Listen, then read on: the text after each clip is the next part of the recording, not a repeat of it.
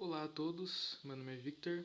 Eu estou aqui para resolver um exercício da Olimpíada Nacional de Ciências do ano de 2018. Ela caiu na prova do segundo ano do ensino médio, no nível C, de acordo com o regulamento da Olimpíada, né?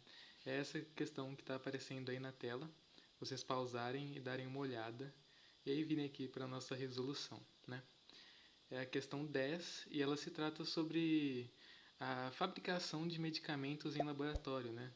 Em larga escala e de modo sintético, mais especificamente da aspirina, né? E ela introduz aí uma substância que não é muito comum no dia a dia, né?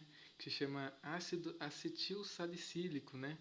Ou abreviando, né? AS, que tem essa fórmula molecular aqui, né? C9H8O4.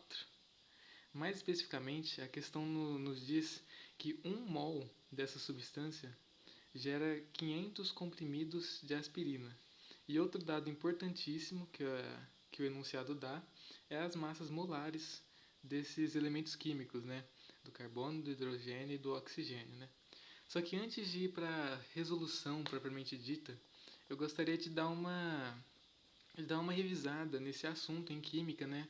O que é um mol, o que é a massa molar, esse tipo de coisa, né? Então tudo começa com a massa atômica. A massa atômica foi o primeiro modo de expressar a massa de átomos que se popularizou se, e que se tornou comum entre os químicos, né? A definição de massa atômica, que é SI, é de que 1 mol equivale a 1/12 da massa de um átomo do carbono 12, que é o isótopo mais comum do carbono, né?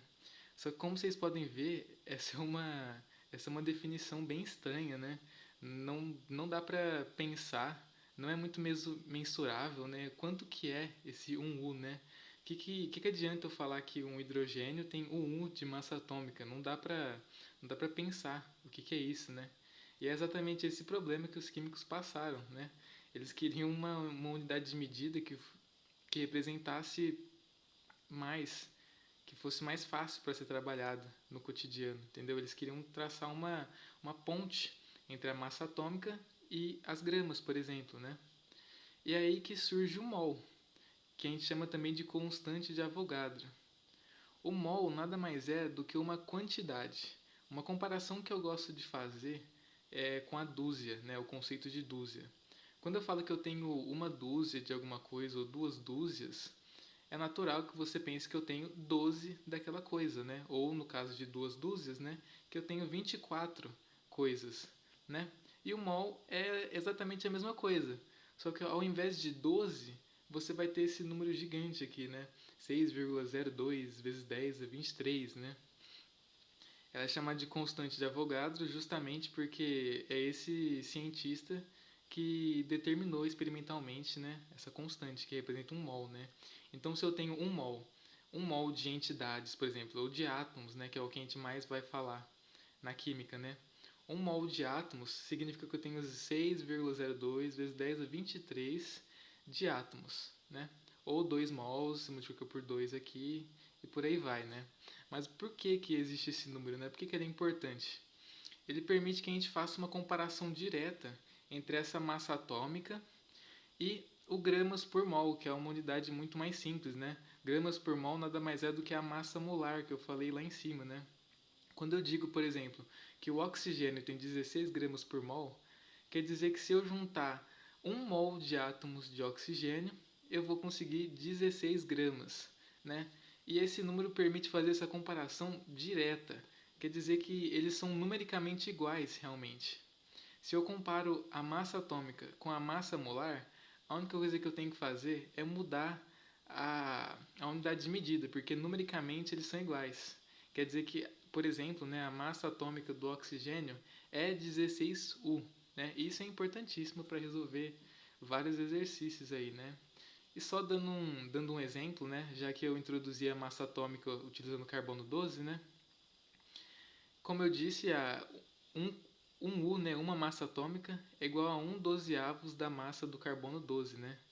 Quer dizer que se eu juntar um átomo de carbono 12 completo, né, eu vou ter 12U, né, 12 massas atômicas, né?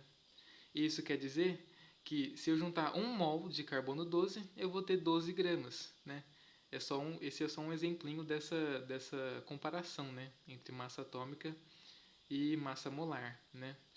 Agora, eu acredito que dá para a gente ir diretamente para nossa resolução em si, né? O que a gente vai usar, né? Como a gente viu, o exercício deu as massas atômicas desses átomos, né? Só copiar aqui a fórmula molecular do ácido, né? C9H8O4. Com a massa atômica de cada átomo, a gente consegue calcular a massa da molécula, a massa molar da molécula. Se eu juntar um mol de moléculas desse composto, eu vou ter tal massa, né? E é isso que a gente vai fazer agora. Como que a gente calcula, né? Eu não tenho 9 átomos de carbono nessa molécula, né? Eu vou simplesmente multiplicar o 9 pela massa molar do carbono, né? Que são as 12 gramas por mol. Eu vou somar com a massa de hidrogênio, né? Da mesma forma, 8 hidrogênios, 1 grama por mol, mais 4 oxigênios, 16 gramas por mol, né? Fazendo essa conta aí, a gente vai chegar a 180 gramas por mol. Lembrando, essa é a massa molar da molécula, né? Quer dizer que se eu juntar 1 mol de moléculas dessa, eu vou ter 180 gramas. E é justamente isso que a gente precisa, né? Porque relembrando o que o enunciado nos disse, né? Ele nos falou que 1 mol dessa substância aí, né? Que é o ácido lá, vai gerar 500 comprimidos, né? E agora eu posso fazer uma regra de 3 utilizando essa massa que eu acabei de calcular, né? 1 mol nada mais é do que 180 gramas. E isso gera o que? 500 comprimidos de aspirina. O que o exercício quer saber efetivamente, né? Ele quer saber quantos comprimidos de aspirina 1 quilo desse ácido vai gerar, né? Aí aqui só relembrando um detalhe importantíssimo que pode custar realmente o seu acerto nessa questão, né? É que quando você faz a regra de 3, as massas têm que estar na mesma unidade de medida, tá? Não misturem gramas com quilogramas aqui que vai dar errado. Portanto, eu tenho 1 quilo, que são 1000 gramas. Isso vai gerar X comprimidos, né? Eu posso fazer a regra de 3 direta assim, porque as grandezas são diretamente proporcionais, né? Resolvendo aqui essa continha, né? Eu vou multiplicar em cruz. Eu tenho que 180x é igual a 500 mil, né? 500 vezes 1000 dá 500 mil. Passando o 180 para o outro lado, dividindo, né? Isso vai me dar, se você fazer na calculadora, né? Vai dar uma dízima periódica. Vai dar 2777,7 e esse 7 vai se repetir aí, né? Então a gente vai pegar um valor aproximado, né? Isso daqui é aproximadamente 2778 comprimidos. Que no gabarito da questão é a letra A.